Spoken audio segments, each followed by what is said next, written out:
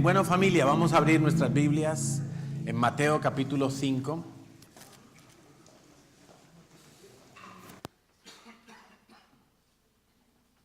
Estamos hablando de las bienaventuranzas. Entendiendo que Dios quiere que seamos felices, ¿verdad? Es lo que venimos hablando las últimas semanas. Hemos estado entendiendo cómo Dios nos creó porque había un propósito para que nosotros lo cumpliéramos, porque había algo que Dios tenía en su mente y en su corazón que nosotros teníamos que vivir. Y en la medida en que nosotros nos metemos en ese propósito, nosotros vamos a poder experimentar lo que es una felicidad plena, no una felicidad emocional, no una felicidad pasajera, temporal, terrenal podríamos decir, sino una felicidad que está ligada a los planes de Dios, está ligada a agradar a Dios antes que agradarme a mí mismo o agradar a los hombres. Veíamos cómo en la primera de las bienaventuranzas que Jesús predicó a sus discípulos más allegados, el Señor decía: bienaventurados los pobres en espíritu, porque de ellos es el reino de los cielos. O sea, una felicidad, por supuesto, muy grande. Yo estaba muy feliz esta mañana, por ejemplo, mientras estábamos alabando a Dios y mientras estábamos adorando a Dios. Yo decía: Señor, ¿cómo puede ser que el Dios del universo, el Dios todopoderoso, el Dios que es tan grande que, dice la Biblia, los cielos de los cielos no pueden contenerle, ese Dios me permita a mí venir a su presencia y adorarle? Yo estaba feliz, estaba dichoso.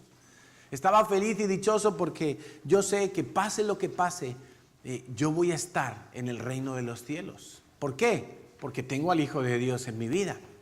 No porque sea buena persona, no porque haya cumplido una serie de requisitos, sino porque tengo al Hijo de Dios, porque me he acogido al plan de Dios y no hay otro plan. Entonces, los pobres de espíritu son precisamente las personas que dan ese paso hacia Dios, de decir: Señor, aquí estoy, no soy nada, sin ti me voy al infierno, sin ti no quiero ni siquiera vivir esta vida. Pablo decía: para mí el vivir es Cristo y el morir es ganancia. Imagínate, Pablo, el gran predicador, el gran plantador de iglesias, un hombre que tenía su agenda continuamente llena y ocupada en las cosas de Dios, un hombre que hizo milagros, que hizo que a través de su vida Dios manifestara señales y prodigios impresionantes, que miles y miles y miles de personas se convirtieron a través de sus enseñanzas y de sus predicaciones. Él decía: para mí el morir es ganancia. La persona más feliz sobre la tierra no se podrá comparar al más pequeño en el reino de los cielos, al último que entre en el reino de los cielos. Si tú piensas que la persona más adinerada de este planeta es la más feliz, quiero que sepas que el último, el más pequeñito que entra en el reino de los cielos, será más feliz que el de aquí. Si tú piensas que la persona que tenga los mayores dones y los mayores asignaciones de Dios aquí en la tierra es el más feliz, pues quiero que sepas que el más pequeñito en el reino de los cielos es más feliz que este de aquí. Dios dice: bienaventurados los pobres de espíritu, porque de ellos es el reino de los cielos. Son felices los que se empobrecen en espíritu. Son felices igualmente, dice en la segunda bienaventuranza, los que lloran, porque ellos serán consolados. Y entonces veíamos que todos nosotros podemos traer nuestro dolor, nuestra rabia a los pies de Jesús. Hoy mismo hemos recordado que Él es un sumo sacerdote que puede compadecerse de todas nuestras necesidades, porque Él ya ha pasado por ellas, y Él puede consolarte con una consolación superior, con una consolación que te va incluso a dirigir, a ayudar a otros en sus necesidades para que tú los puedas también consolar. Es una consolación con propósito.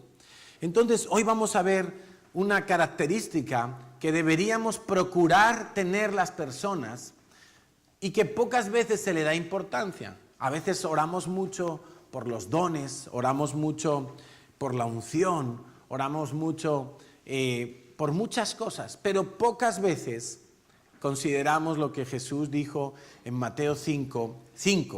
Dice, bienaventurados los mansos, porque ellos recibirán consolación. Y pocas veces nos hemos parado a considerar, he dicho, bienaventurados los mansos porque ellos recibirán la tierra por heredad. Ellos recibirán la tierra por heredad. Esa es la promesa. Los mansos podrán conquistar. Los que son mansos serán felices. Y hay una mansedumbre natural que podríamos decir que viene con el temperamento. El diccionario define la mansedumbre como una docilidad y suavidad que se muestra en el carácter o se manifiesta en el trato. Se dice también de mansedumbre en el ganado. El ganado manso es aquel que los machos que sirven de guía a los demás. ¿Sí? ¿Habéis visto las corridas de toros? Yo no sé si sois aficionados o no, pero en una corrida de toros, cuando sale un toro bravo, a veces el toro no es válido para la corrida, porque cuando va, ¡pum!, se le doblan las patas y se cae. Entonces no sirve para que el torero lo toree. Entonces ese toro hay que devolverlo a los corrales, pero es un toro bravo. Ese toro bravo no hace mucho caso, ¿verdad? Solo quiere embestir, solo quiere derribar lo que encuentre por delante. Por eso es bravo y ha sido criado como bravo. Entonces, ¿qué hacen en la plaza? Abren los corrales y sale una cuadrilla de toros mansos. Esos toros mansos van guiados por el no sé cómo se llamará, por el pastor ahí que va adelante con la vara, y los va guiando para que rodeen al toro bravo, y una vez que lo tienen ahí en el círculo, los manda y los dirige. Como son mansos, obedecen al pastor y se meten a los corrales. Y el toro bravo va tan tranquilo ahí, por un momento como que se amansa también, y lo devuelven a los corrales.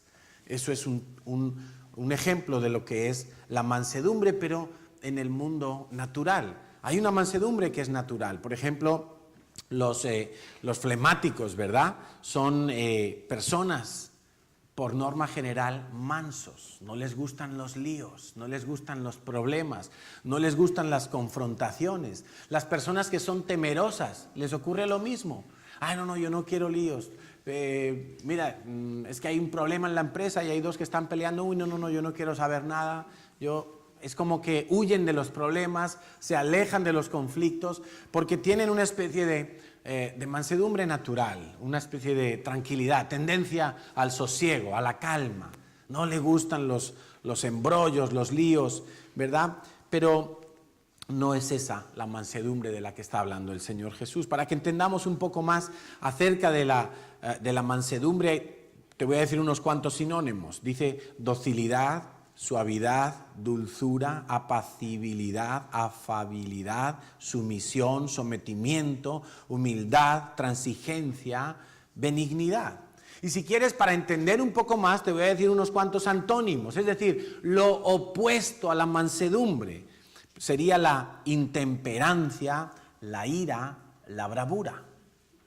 O sea, una persona mansa no tiene bravura, no le gusta pelear, no le gusta entrar en discusiones, no le gusta, yo mejor, mira, va en el coche y le pitan y dice, mira, pasa, adelántame. Ese es el manso, ¿verdad?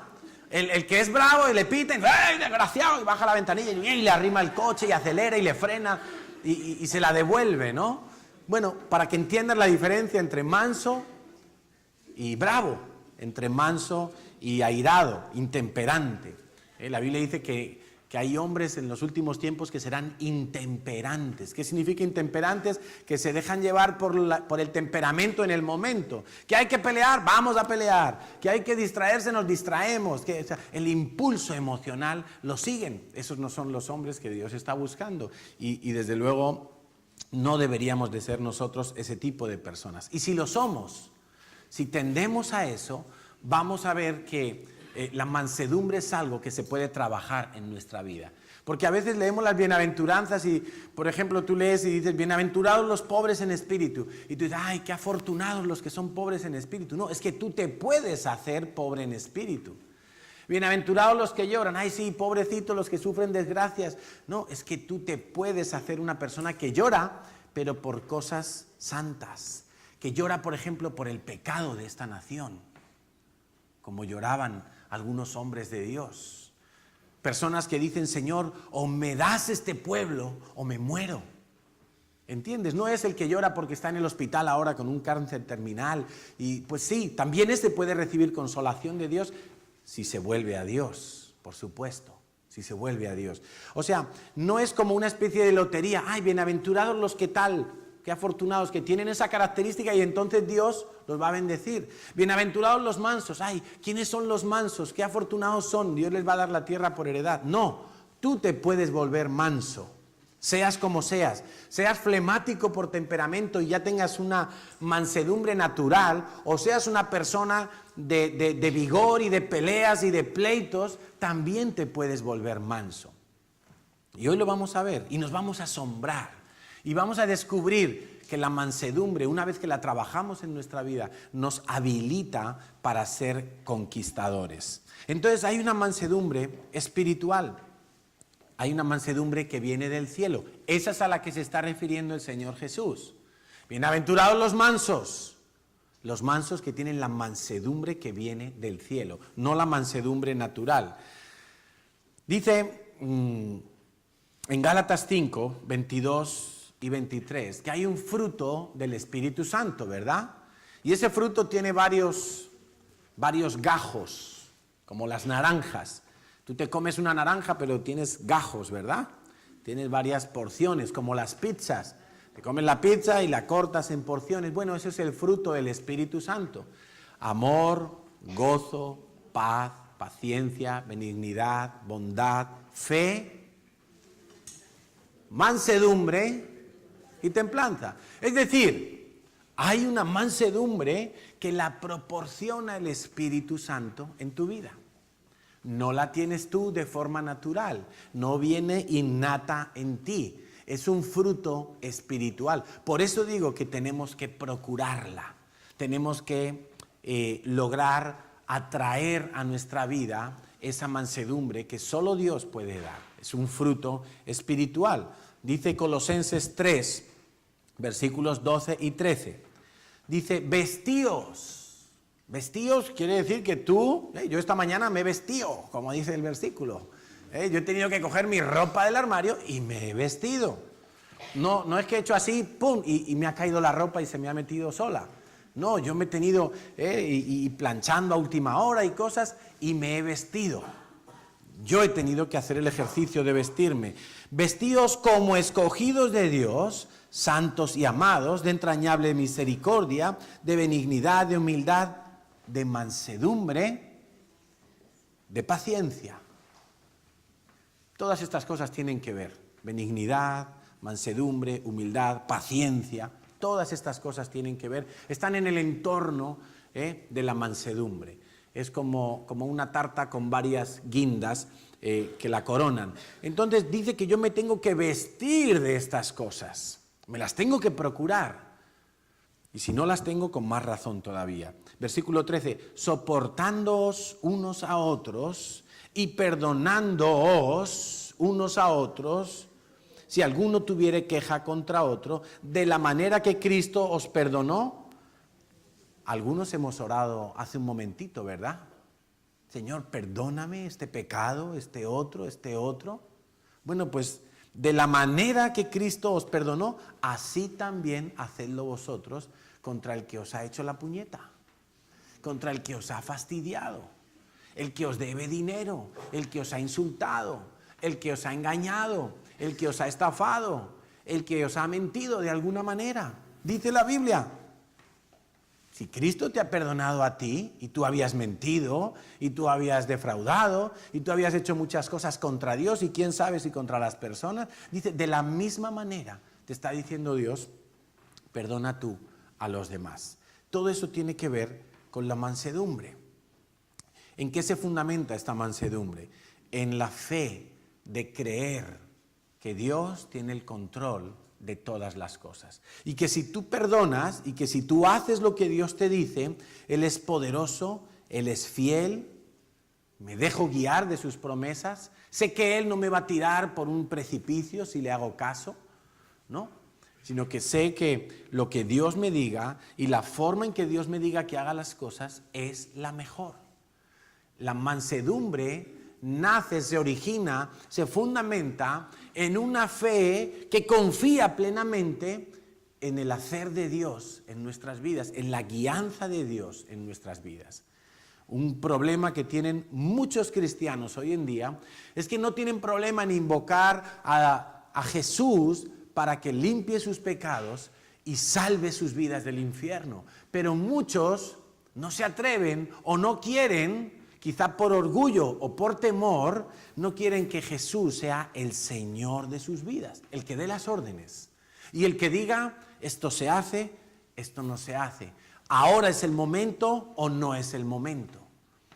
Entonces muchos hacen a Jesús su Salvador, pero no lo tienen aún como Señor.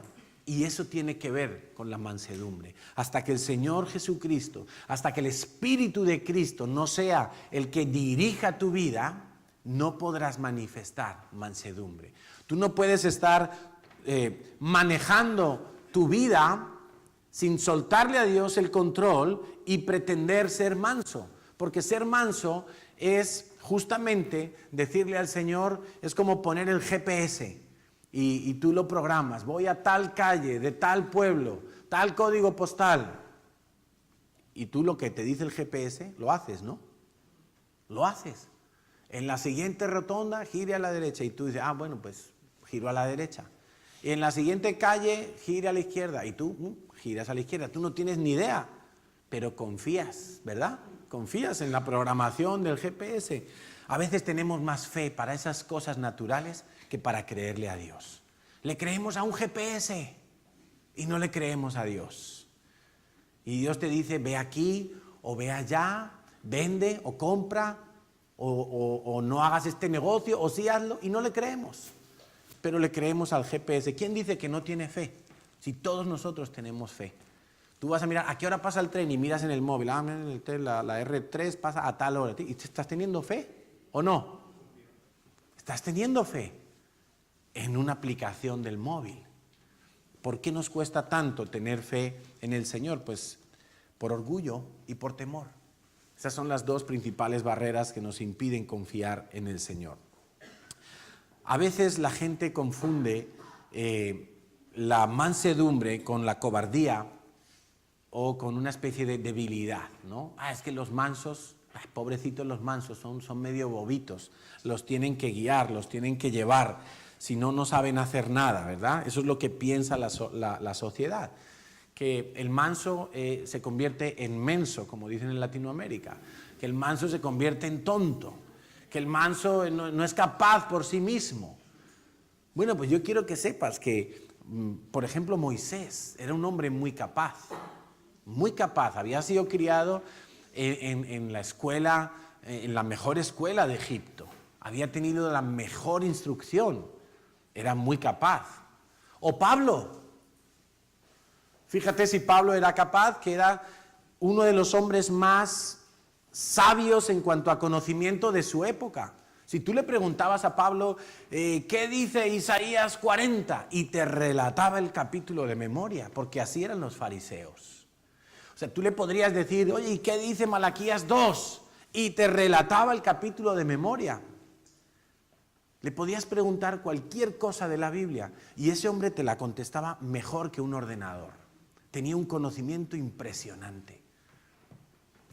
Y para los de su época, él era muy capaz. Tan capaz que le dieron carta blanca y le dijeron, toma, puedes perseguir a los cristianos. Ve por donde quieras, aquí llevas la carta con la autorización del sumo sacerdote para encarcelar a los cristianos y meterlos a los calabozos, por todo lugar.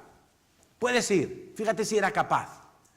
Pero Pablo en un momento de su vida dijo, todo lo que sé, todo lo que tengo, todo mi conocimiento, toda mi capacidad, que es alabada por los hombres, para mí es basura.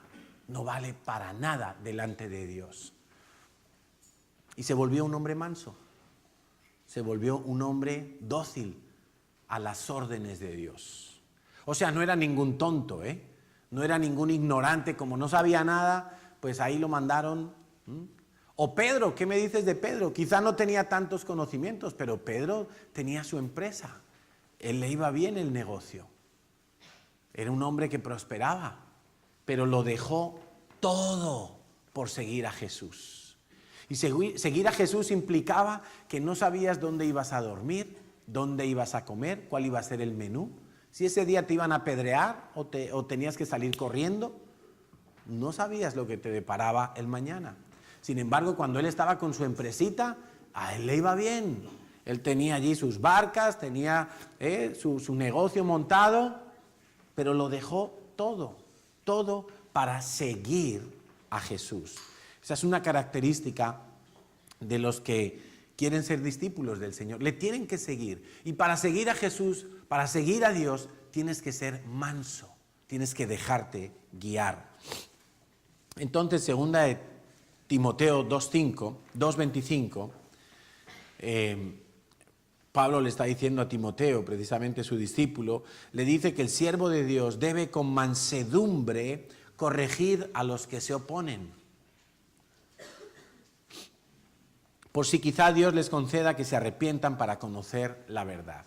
O sea, tú vas a salir a evangelizar, por ejemplo, tú quieres hablarle a tu familia, quieres hablarle a tus compañeros en el trabajo, allí en el instituto, en la clase.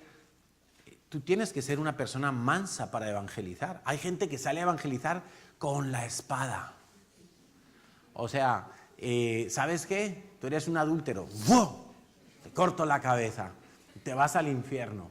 No, tienes que ser una persona mansa porque cuando vas a evangelizar la gente te va a decir de todo. De todo te van a decir. ¿Y tú quién eres para hablarme a mí? ¿Y tú por qué te conviertes en juez mío? ¿Y esa Biblia quién la escribió? ¿Y los cristianos son todos unos tal o cual? Y yo conozco un pastor que no sé qué, y yo conozco otro que iba a la iglesia y robó, y te dicen de todo, y tú te quedas como, me lo como con patatas. Saco la espada y lo mando al infierno ahora mismo. Como yo me voy al cielo, ¿a mí qué más me da? Que se pudra, ¿verdad? Pero no, el corazón del evangelista tiene que tener esto en mente. Con mansedumbre corrige a los que se oponen. Corrígelos por si quizá Dios les conceda que se arrepientan. ¿Por qué? Porque es el Espíritu Santo el que convence. No eres tú, con tus argumentos, con tu gritería, con tu conocimiento o con tu exposición maravillosa. Es el Espíritu Santo. Ahora bien, en el reino de los cielos es muy interesante porque no todas las cosas son como en el reino de la tierra. Lo que los hombres proponen como bueno aquí en la tierra, en el reino de los cielos, curiosamente, porque Dios es así de especial, suele ser al revés. Suele ser al revés. Y te voy a poner varios ejemplos.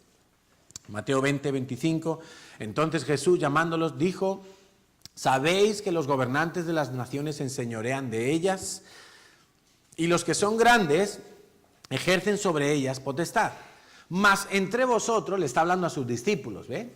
A sus discípulos, dice, mas entre vosotros no será así, sino que el que quiera hacerse grande entre vosotros será vuestro servidor. Y el que quiera ser el primero entre vosotros será vuestro siervo. En el mundo es al revés. El que quiere hacerse grande dice, yo quiero alcanzar la presidencia para que todos estén bajo mis órdenes, para yo hacer lo que me dé la gana, para empezar a robar dinero público, para empezar a poner a mis amigos enchufados en los puestos. Y lo vemos que pasa en todas partes, ¿verdad? En los países más civilizados, en los menos civilizados, en las democracias, en las dictaduras, en todas partes ocurre igual. Pero el Señor dice, no, un momento. El que quiera ser el más grande en el reino de los cielos tiene que empezar a servir a todos. Cuantas más personas sirvas, más grande te estás haciendo en el reino del Señor. Así son las matemáticas celestiales. Justo al contrario que en la tierra. Por ejemplo, en el mundo la gente dice, a mí me hace feliz que me regalen cosas. que me den cosas. Ay, estoy esperando que llegue mi cumpleaños para que me regalen. Estoy esperando que lleguen las Navidades para que me regalen. Estoy esperando esto o aquello. Pero el Señor dice, es más bienaventurado dar. Esas son las matemáticas de Dios. Te hace más feliz dar que recibir. Pero normalmente la gente dice, no, a mí que me den. Venga, que me den. Voy a extender la mano, voy a pedir por aquí, por allá, Pero la Biblia dice, Dios dice, es más feliz el que da que el que recibe. O a veces la gente dice, yo daré cuando tenga. Pero Dios te dice, para que tengas, tienes que dar. Al contrario, ¿verdad? Las matemáticas de Dios normalmente van en dirección opuesta a lo que el mundo plantea. El mundo ha empezado a llamar a lo malo bueno y a lo bueno malo. Llegamos a extremos tan absurdos como que esta semana hubo una huelga de deberes en casa. O sea, imagínate, el profesor está en clase y manda a los chicos a casa con una serie de deberes. Y los padres promueven una huelga para que los hijos no hagan los deberes que les han mandado los profesores en el instituto o en la clase. Entonces, ¿cuál es el mensaje que están recibiendo nuestros hijos? Los profesores, que son una autoridad en el colegio, en su ámbito, ellos son una autoridad, están equivocados. ¿Sabes qué, hijos? No hacer caso a los profesores. Eso es otro golpe más en la autoridad que deberían tener los profesores en el instituto. Y los propios padres se la estamos robando a los profesores. Pero claro, luego queremos que en las clases los profesores sean eficaces y que las clases sean útiles y provechosas y que las 6 horas que pasan allí en el colegio, las 8 horas, las que sean, pues realmente rindan lo que tienen que rendir. Pero ¿cómo van a rendir si el niño se sienta, ve al profesor y en su mente está el concepto de que es un profesor equivocado, es un profesor que no hace bien las cosas? ¿Qué confianza, qué estímulo va a tener ese joven para estudiar? Pues la verdad que se va menguando cada vez más, se va deteriorando cada vez más. Entonces el hombre llama bueno al aborto, a la eutanasia, a las relaciones prematrimoniales, al homosexualismo, al endeudamiento. El hombre llama bueno a todas esas cosas que la Biblia llama malas. Y lo que la Biblia llama algo bueno, como puede ser la disciplina, el respeto y el honor a los padres, en el mundo eso da igual ya.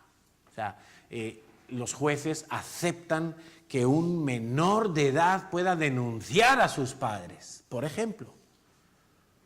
Es que mis padres, es que el otro día me dio una bofetada, una cachetada, ¿no? Como dicen en Latinoamérica.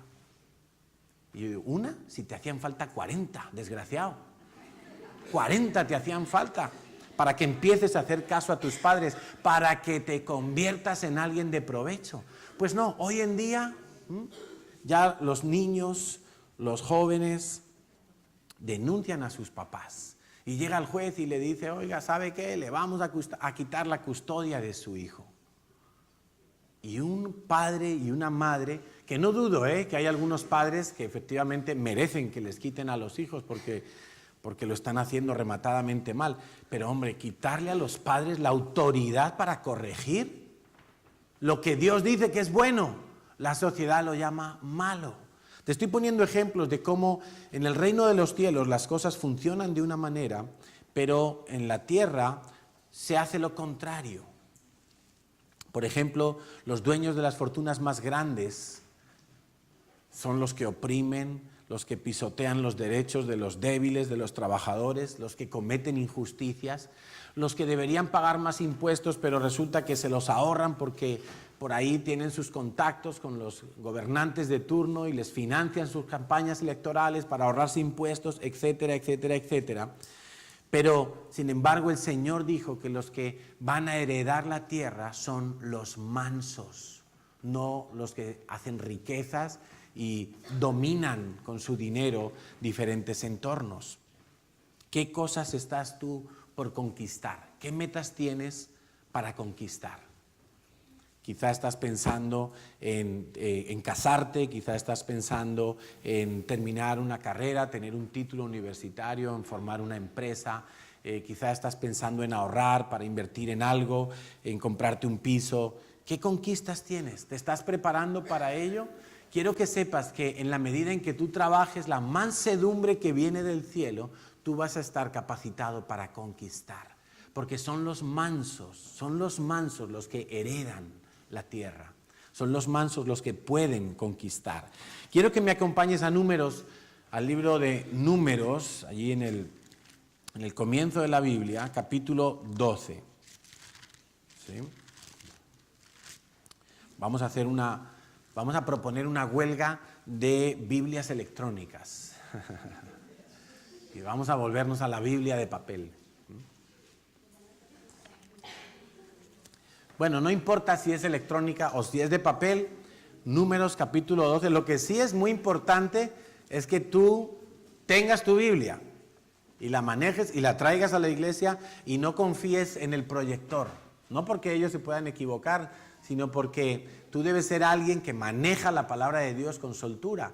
Entonces, hoy en día, yo antes me metía con las Biblias electrónicas porque las primeras que salieron, uno no podía subrayar la Biblia.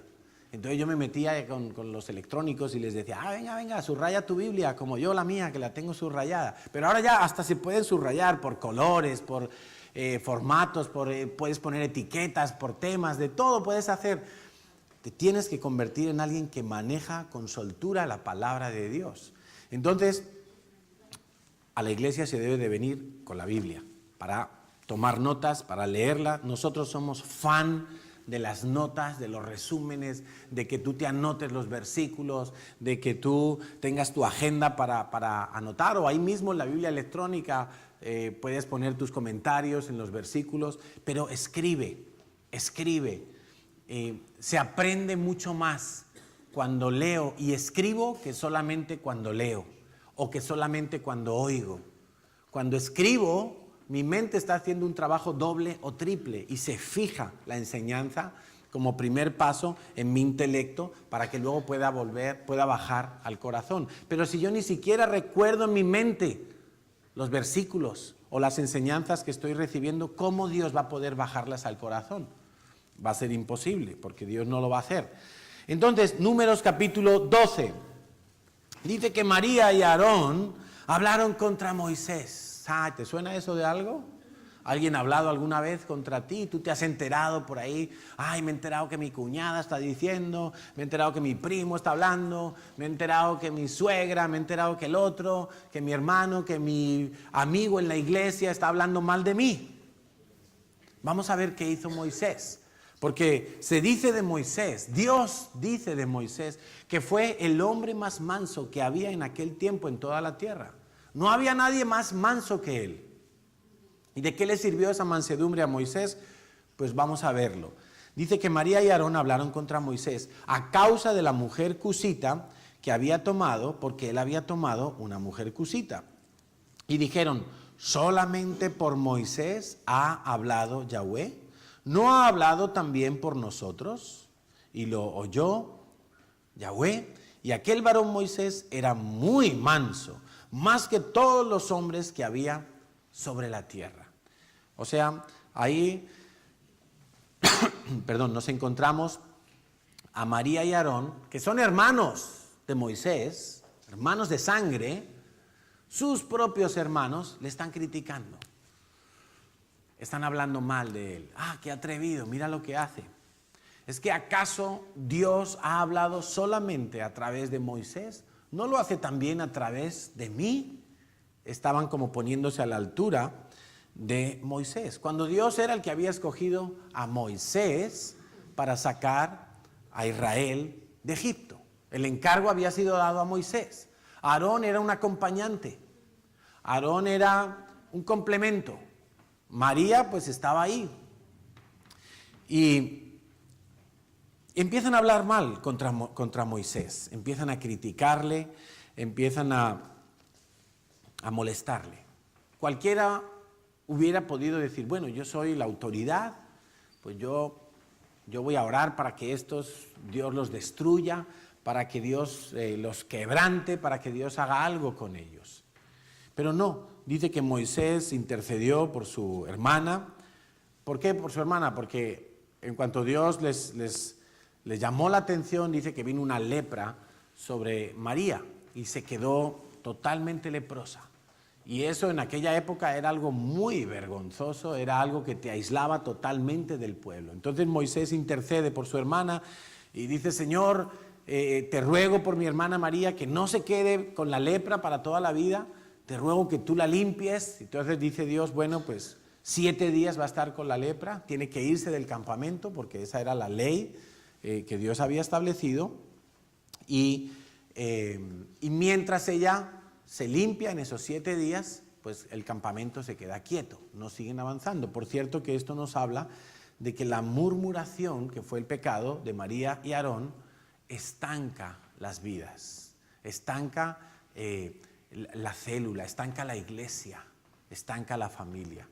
Por eso Dios combate fuertemente la murmuración. Pero ahí vemos una primera reacción de Moisés, como él, en lugar de sentirse el ofendido y de ponerse en plan víctima, él decide interceder por los que le habían ofendido, por los que habían causado el problema.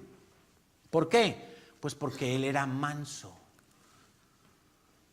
Vamos a Éxodo capítulo 32, no lo vamos a leer todo, vamos a leer solo algunas porciones de Éxodo 32 y 33.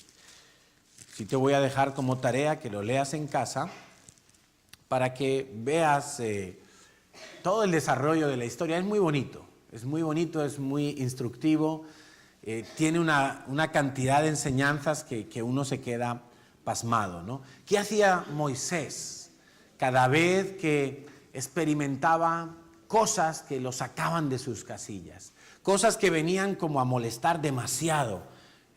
Y siempre era con gente cercana, no te lo pierdas, con gente cercana. Pues él iba a la presencia de Dios, él oraba y Dios le daba el reposo que necesitaba. O sea, él entraba a la presencia de Dios quizá con el enfado, con el cabreo, con la rabia, con todo lo que había allí, fruto de eso que estaba experimentando. Él oraba, él lo entregaba a Dios y Dios le daba reposo. ¿Por qué? Porque él era manso. Y en un momento dado, cuando la bravura quería aparecer, él iba a la presencia de Dios y Dios le apaciguaba, Dios le daba el reposo. Entonces, en Éxodo 32 vemos que Moisés subió al Sinaí porque Dios le mandó subir a recibir allí los mandamientos y estuvo allí 40 días. Bueno, en el transcurso de esos 40 días, el pueblo de Israel tuvo una muy pésima idea. Dijeron: bueno, Moisés tarda mucho, ¿qué sabe? Si le habrá dado un infarto ahí arriba, ya no sabemos si va a volver. Vamos a hacernos un becerro de oro. Y Aarón, pobrecito Aarón, siempre se despistaba, le dice que sí al pueblo: vamos a hacer el becerro de oro. Entonces hacen un becerro de oro. Y cuando Moisés baja, pues, antes de bajar, ya estando arriba en la montaña, en el monte Sinaí, Dios le dice a Moisés: ¿sabes qué? Vas a tener que bajar porque este pueblo se ha desenfrenado. A Aarón les ha permitido hacer un becerro de oro y estoy que me los como con patatas. Fíjate lo que dice Dios en Éxodo 32:10. Dice: déjame, dice Dios, déjame que se encienda mi ira en ellos y los consuma, y de ti yo haré una nación grande. ¿Qué le está diciendo a Dios a Moisés? ¿Sabes qué, Moisés? Voy a acabar con todos esos, voy a mandar ahora una bola de fuego que los va a consumir y yo contigo voy a empezar de cero, voy a hacer una nación de ti. Como empecé con Abraham, voy a empezar ahora contigo. Te voy a dar unos hijos nuevos y vamos a levantar un nuevo Israel, una nueva nación. El plan para Moisés podía ser espectacular, ¿o no? O sea, me quito toda la chusma, y me quedo yo como el gran jefe y Dios me va a hacer a mí una nación grande. ¡Qué privilegio! Bueno, la reacción de Moisés fue mansa. Ahora, yo quiero que tú notes una cosa. ¿Por qué razón Dios le dice a Moisés, déjame que se encienda mi ira contra los que han hecho el becerro de oro? ¿Acaso Dios tiene que pedirle permiso a la gente para hacer las cosas? El soberano, el creador, el todopoderoso, el rey del universo, el dueño de nuestras vidas, el que era dueño de Moisés, tenía que pedirle a Moisés permiso. Pero mira, el caso es que Dios lo hace y Dios le pone la pelota en su tejado y le dice, déjame que los consuma. Ahora yo he estado analizando este versículo, este pasaje, y me asombro de la intención de Dios. La intención de Dios no era destruir al pueblo de Israel. La intención de Dios era ver si Moisés era manso o se dejaba encender también de la ira, del enojo, del cabreo, y entonces sacaba la espada y acababa con todo el pueblo de Israel.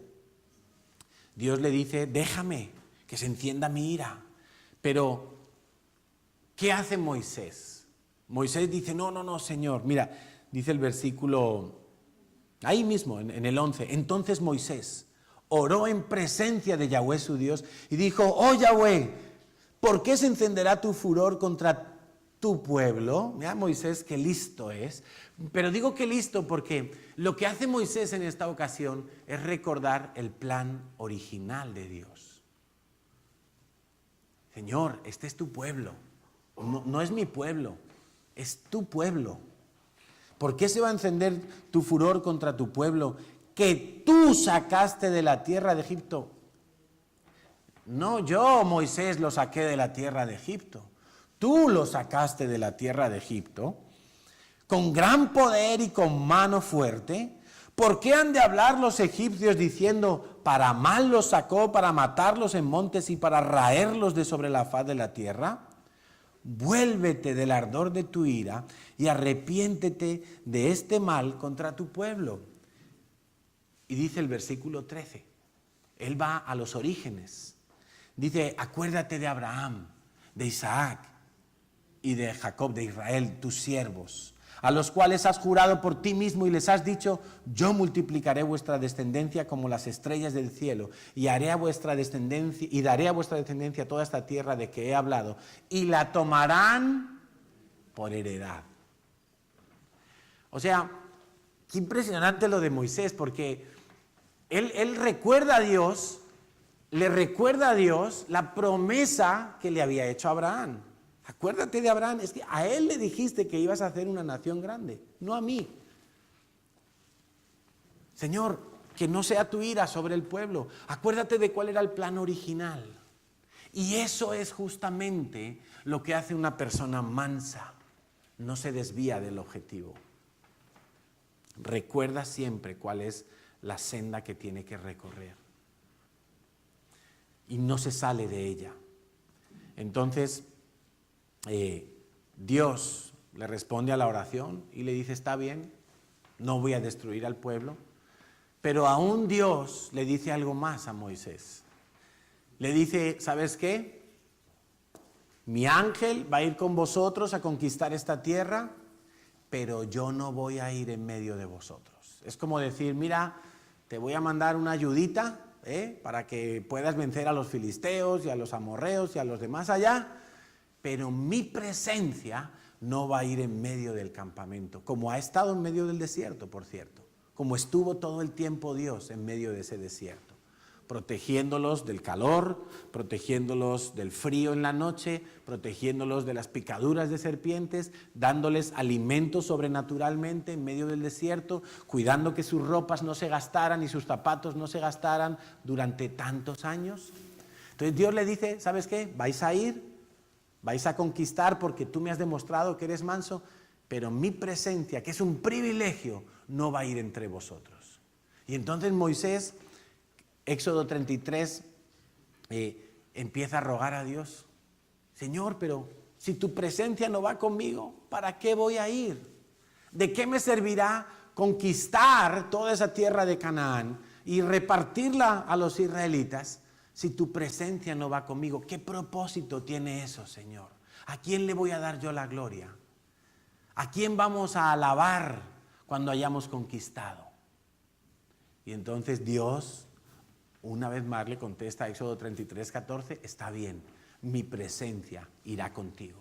O sea, me asombra tanto la claridad de ideas que tenía Moisés. Qué tipo tan centrado, que no se dejó perturbar ni de las críticas del pueblo, ni de las críticas de sus propios hermanos, ni de una metedura de pata tan grave del pueblo. Él podía haber dicho, sí, Señor, yo te entiendo, este pueblo es tan duro de servir como tú dices, destrúyelos, acabemos con todo y hagamos una obra nueva, una nación nueva. Y ya que tú dices que conmigo, pues conmigo. Pues no, él no dijo nada de eso, él se puso a interceder, él se puso a recordar cuál era el plan original. Él no se desvió de la ruta. Dijo, Señor, el plan original era con Abraham. Tú le prometiste a Abraham, se lo confirmaste a Isaac, se lo reconfirmaste a Jacob y así hasta hoy. Señor, tú me escogiste a mí para sacar al pueblo de la esclavitud, pero yo no soy el del cual ibas a hacer una nación grande. ¿Por qué van a hablar mal los pueblos de lo que vean ahora el desastre de Israel? Señor, acuérdate y no destruyas a este pueblo. Wow, me parece tan maravilloso. Hay un ejemplo de lo que es la mansedumbre y es, por ejemplo, un caballo de guerra. En la antigüedad o hasta la Primera Guerra Mundial, por ejemplo, se utilizaban los caballos como parte del ejército. Hoy en día, pues un ejército moderno es un uso muy residual, pero en aquel tiempo el caballo representa fuerza, representa velocidad, tiene ímpetu, pero se requería que un caballo que fuera a la guerra fuera manso, total y absolutamente manso. De manera que el caballo se tenía que dejar guiar del jinete que iba encima y obedecer fiel y estrictamente cada una de las órdenes que le daba el jinete. Hasta ahí no había problema, esos caballos eran entrenados, como hoy en día se hacen los caballos de doma, ¿verdad? Y se les entrena y que aprendan a obedecer, el tirón de la correa, la espuela, la fusta, lo que sea, y ellos van interpretando las órdenes y las obedecen. Muy bien, pero ¿qué pasa cuando eso lo trasladamos a un entorno hostil? A un entorno donde hay bombas, donde hay fuego, donde hay humo, donde hay gritos, donde hay zanjas, trincheras, donde hay noche, hay día. ¿Qué ocurre? ¿Será ese caballo capaz de seguir interpretando las órdenes y de seguir obedeciéndolas fielmente en medio de ese movimiento y de toda esa... ¿Será capaz? O no sé qué hacer, me han dicho para acá, pero yo, ¿qué hago? ¿Será capaz ese caballo? ¿O se volverá loco y tirará al jinete?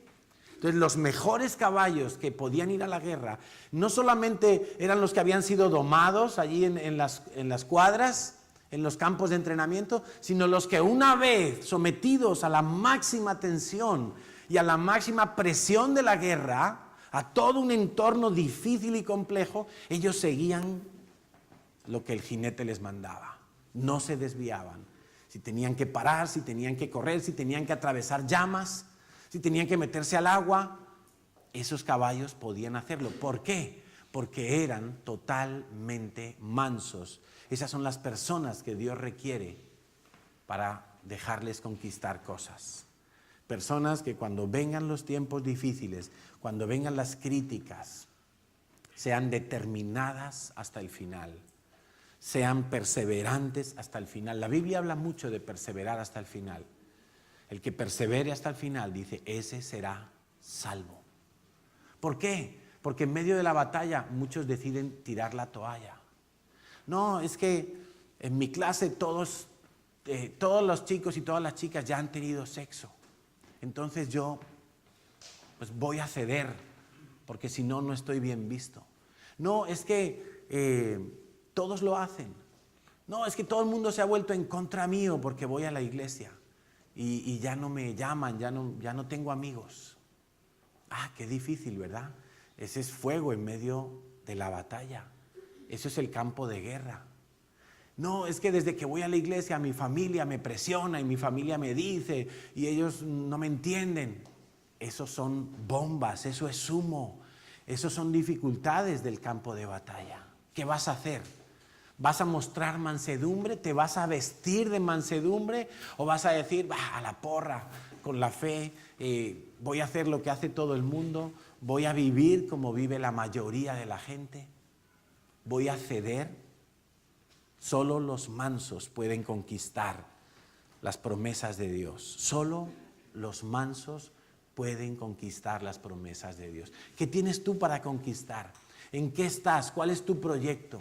¿Cuáles son las cosas que tienes por metas y que tú estás diciendo, Señor, ayúdame? Y el Señor te está diciendo hoy, ¿sabes qué? Necesito que te revistas de mansedumbre. Necesito que te prepares para la guerra. Necesito que estés listo para sufrir toda clase de contratiempos y que no te desvíes del objetivo.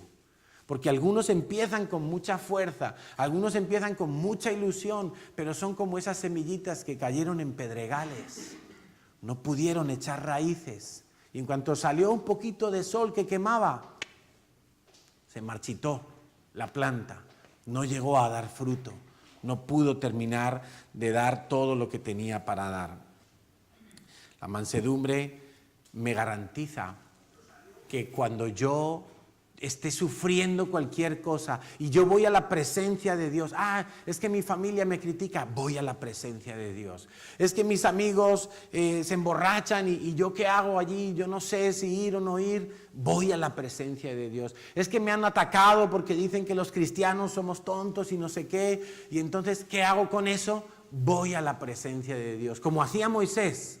Y entonces ¿qué obtengo? Obtengo el reposo de Dios. Dios calma el ambiente, Dios calma el ruido, Dios da reposo a mi corazón y yo puedo seguir en la dirección que tengo que seguir sin desviarme ni a derecha ni a izquierda. Dice Santiago 1:21 y con esto vamos a terminar y vamos a orar. Dice, por lo cual, desechando toda inmundicia y abundancia de malicia, recibid con mansedumbre la palabra implantada, la cual puede salvar vuestras almas. Una persona mansa se deja enseñar. Una persona mansa se deja corregir. Una persona mansa es la que recibe la palabra de Dios y dice, yo tengo cosas que ajustar en mi vida, yo tengo que corregir, tengo que hacer aquí algunos cambios en mi estilo de vida. Me he dado cuenta de que no estoy pensando correctamente ni actuando correctamente. Entonces recibo la palabra con mansedumbre y me dejo guiar de ella. Como dijo el salmista, es lumbrera a mis pies. Me dejo guiar de ella. Algunos reciben la palabra y la están cuestionando. No, eso no es como lo dice el pastor. No, es que yo tengo otro concepto. No, es que a mí no me enseñaron así. No, es que en mi familia las cosas no son así. De todo lo que ha dicho me quedo con el 40, 60%, pero el resto lo voy a desechar porque no me gusta. Entonces no somos mansos para recibir la palabra.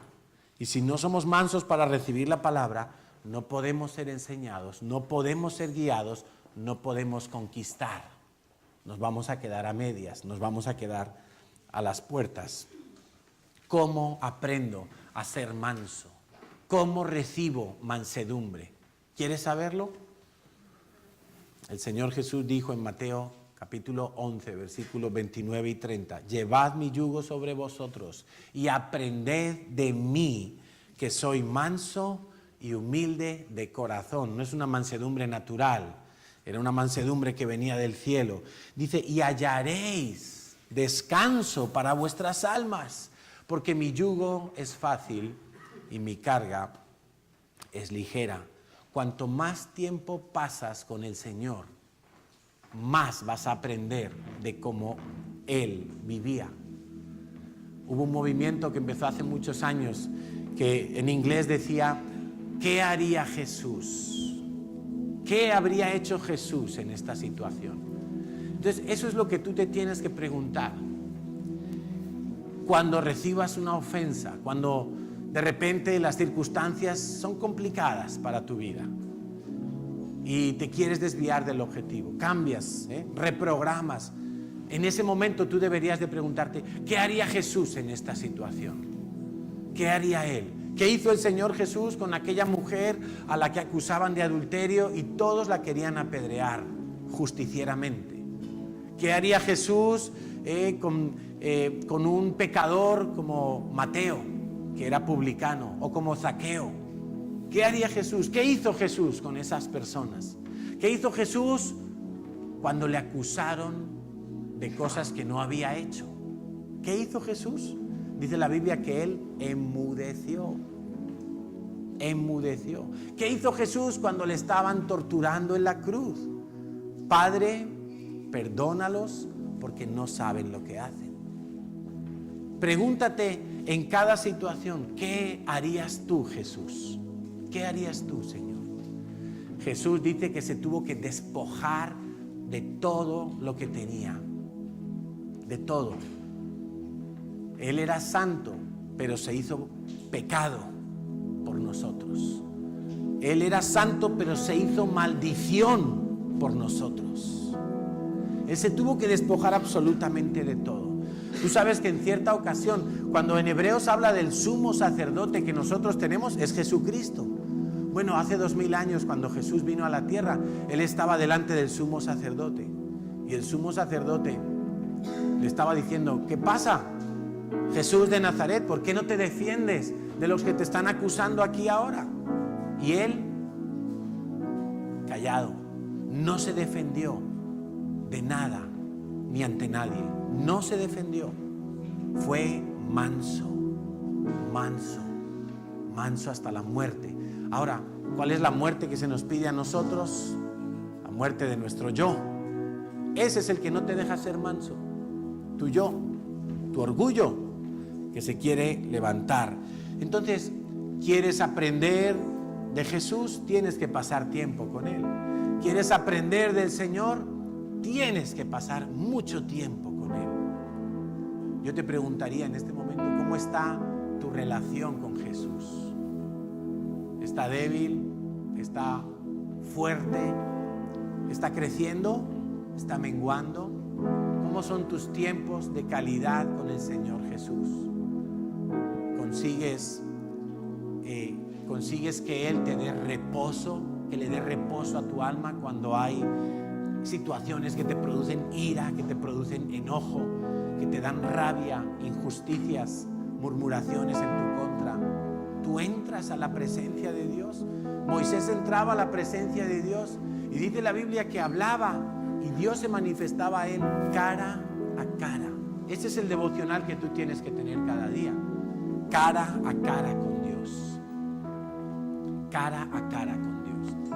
Cuando Moisés entraba a la presencia de Dios, dice la Biblia que él salía con el rostro resplandeciente, tanto que se tenía que poner un velo cuando estaba con el resto del pueblo. Pero cuando entraba a la presencia de Dios, se levantaba el velo para que no hubiera nada entre él y Dios, para que fuera nítido, transparente, directo su relación con Dios. ¿Cómo está tu relación con Dios? ¿Cómo está tu relación con Jesús? ¿Es Jesús tu mejor amigo? ¿Estás pasando tiempo con Él? Es la única manera de aprender, pasar tiempo con Él.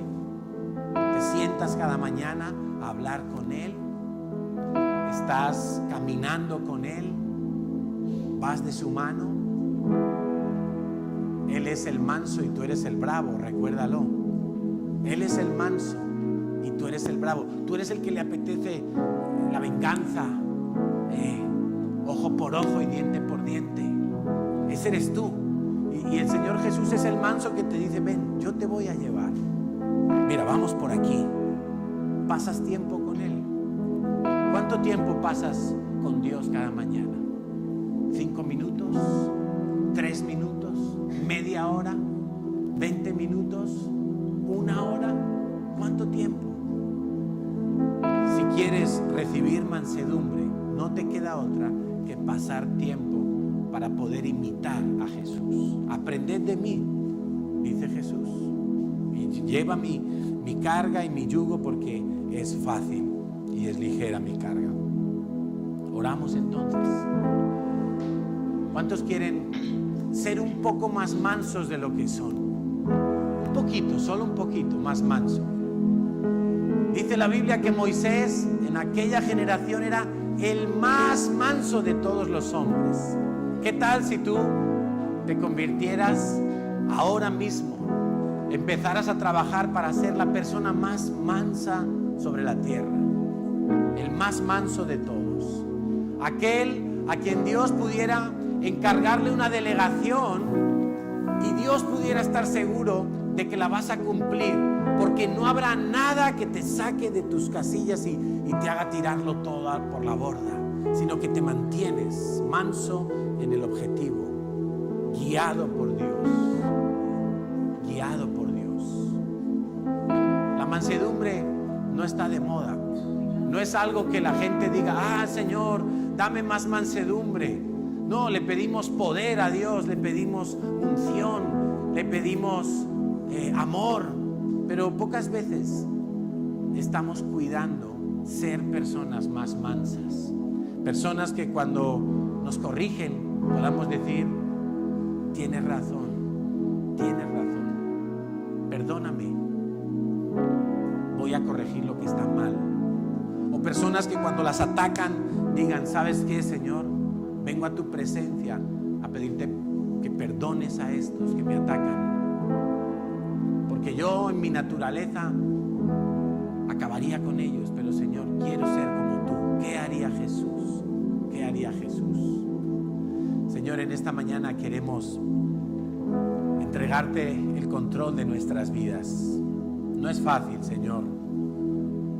Muchos de nosotros creemos que somos capaces de muchas cosas, creemos que las haríamos muy bien y seguramente hay muchas cosas que estamos haciendo bien en nuestra propia capacidad, porque tú eres tan grande, Señor, que nos has dado muchas capacidades.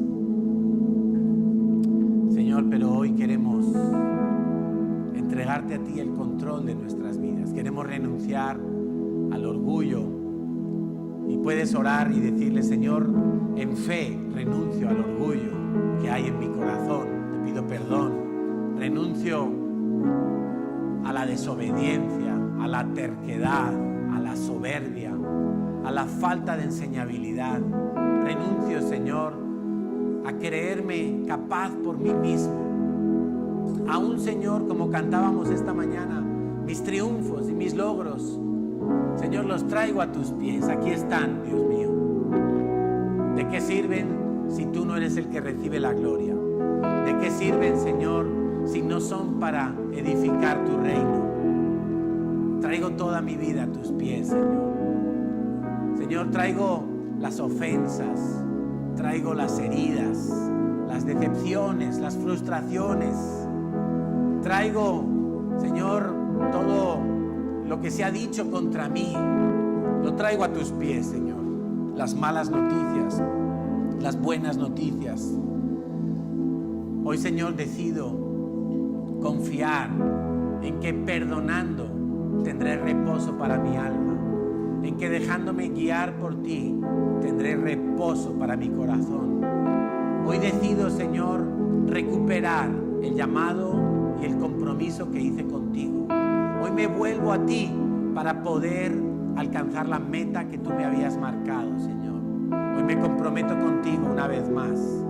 Señor, hoy te entrego las metas que están por conquistar. Te pido, Señor, que me revistas de la mansedumbre que no tengo. Ayúdame, Señor, a ser constante en buscar la comunión contigo cada día, a enamorarme de ti cada día. Señor, ayúdame a mejorar mi relación con Jesús cada día. Ayúdame, Señor, para que tú seas el primero, la prioridad a cada momento, Señor. Y perdóname, Señor, perdóname porque en mi enojo, en mi ira, en mi venganza, Señor, me he desviado de la meta.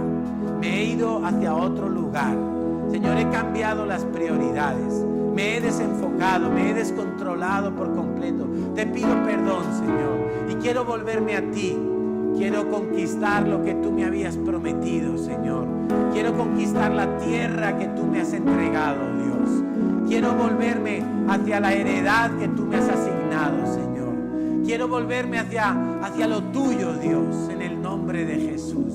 Hoy te pedimos, Dios, que por tu Espíritu Santo podamos recibir la mansedumbre que tuvo Moisés, la mansedumbre que tuvo Pablo, la mansedumbre que tú tuviste, Señor Jesús, que aún siendo torturado, enmudeciste, Señor, aún siendo crucificado, tú callaste, Señor, y rogaste por los que te estaban crucificando, Señor.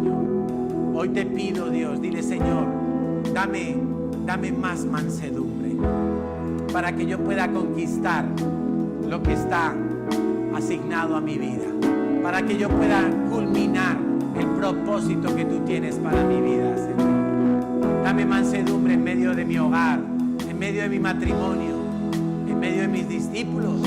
Dame mansedumbre, Señor, cuando voy a hablar del Evangelio.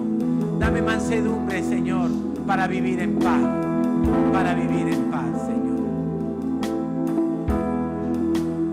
Gracias, Dios. Todo a Cristo yo me entrego con el fin de serle fiel para siempre. Quiero amarle y agradarle solo a Él. Vamos, díselo. Yo me rindo a Él por completo, Señor. Yo me rindo a Él. Que se haga tu voluntad, Dios. Todo a Cristo yo me entrego. Quiero serle fiel. Señor, hoy salimos de nuestro egoísmo, salimos de nuestro ensimismamiento. Hoy salimos, Señor, de la ira, de la rabia, del enojo, y traemos todas estas cosas, Señor, a tus pies. Te pedimos, Señor, que tú nos des el reposo que no puede dar el mundo, la paz que no puede dar el mundo, Señor. Te pedimos que tú des reposo a nuestra alma, porque hemos estado pleiteando, hemos estado luchando y batallando, Señor, contra otros, contra ti, contra las circunstancias, Señor. Pero hoy nos rendimos, te damos a ti el control, Señor, sin ningún temor, ningún miedo, confiando plenamente en tu sabiduría, en lo que tú harás. El fin de serle fiel para siempre.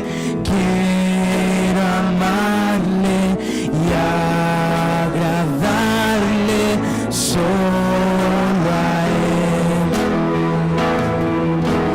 Yo me rindo a Él. Levantamos nuestras manos como un símbolo, Señor, Yo me rindo de rendición, de humillación.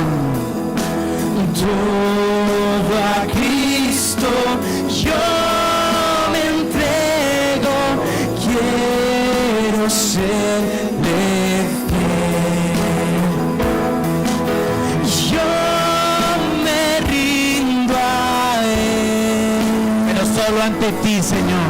Yo me rindo a Él. Me humillo. Guíame, Señor. Todo a Cristo yo me entrego. Quiero serle fiel.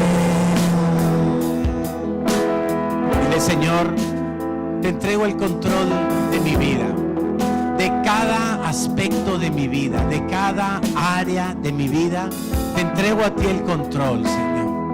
Quiero venir a tu presencia, Señor, y entregarte las riendas de mi matrimonio, entregarte las riendas de mis hijos, de mis padres, de mi salud, de mis finanzas.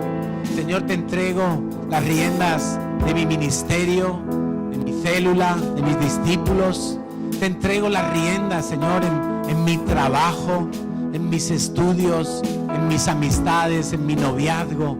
Señor, te entrego las riendas de todo lo que soy a ti, Señor, para que tú dirijas, para que tú guíes el coche de mi vida, Señor, para que tú dirijas el timón de mi barco. Señor, para que no me desvíe yo ni a derecha ni a izquierda de tu propósito. Señor, porque yo sé que los que esperan en Yahweh tendrán nuevas fuerzas, Señor. Serán bienaventurados los mansos, porque heredarán la tierra. He decidido confiar en ti. Desde este día en adelante, Señor, confiaré en ti. Confiaré en que tú harás lo mejor, en que tú tienes lo mejor, Señor, en que tus planes son más altos que los míos, Señor, y aun cuando me encuentre en tribulaciones, vendré a tu presencia, a por el descanso prometido, Señor, y creo que hallaré el descanso para mi alma, porque tú eres fiel, Señor, porque tú eres bueno. Una vez más te decimos que nos rendimos ante ti. Todo a Cristo yo me entrego con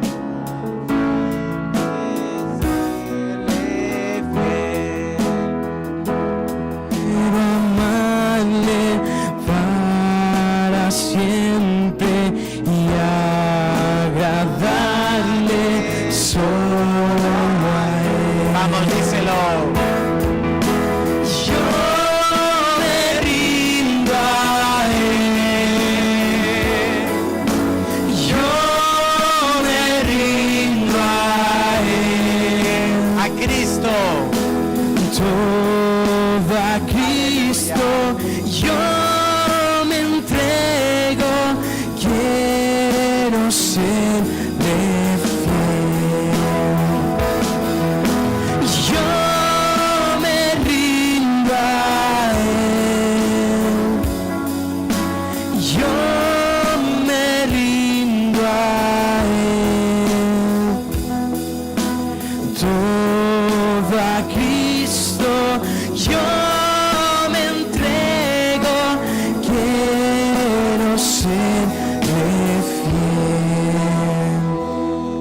Gracias, Señor, gracias. Vamos a sentarnos un momento para dar unos anuncios. Está Juliana, está Kathleen también, que tienen que darnos unos anuncios. Y queremos aprovechar para saludar a los que nos visitan por primera vez hoy. Alguien se va a acercar a vosotros para tener un detalle y un obsequio que queremos y que siempre regalamos a los que nos visitan. Y en cualquier caso, pues muy bienvenidos a todos. Entonces, Kathleen va a dar un anuncio. Bueno, lo que queremos es aclarar un poco, porque está pasando una situación con las cosas que están trayendo para la ONG, sobre todo la ropa. Están trayendo ropa que de verdad no la podemos llevar a Marruecos, porque la vemos y no están en condiciones de llevarla. Entonces, lo que queremos pedir es que, por favor, las personas que quieren traer verdaderamente cosas para Marruecos, sobre todo ropas, que sean ropa de niños en muy buenas condiciones. No en buenas condiciones, en muy buenas condiciones, por favor, porque la vemos aquí detrás y después tenemos que tirarla, porque no nos sirve. Entonces es lo que queremos pedirle, por favor, que la persona o nueva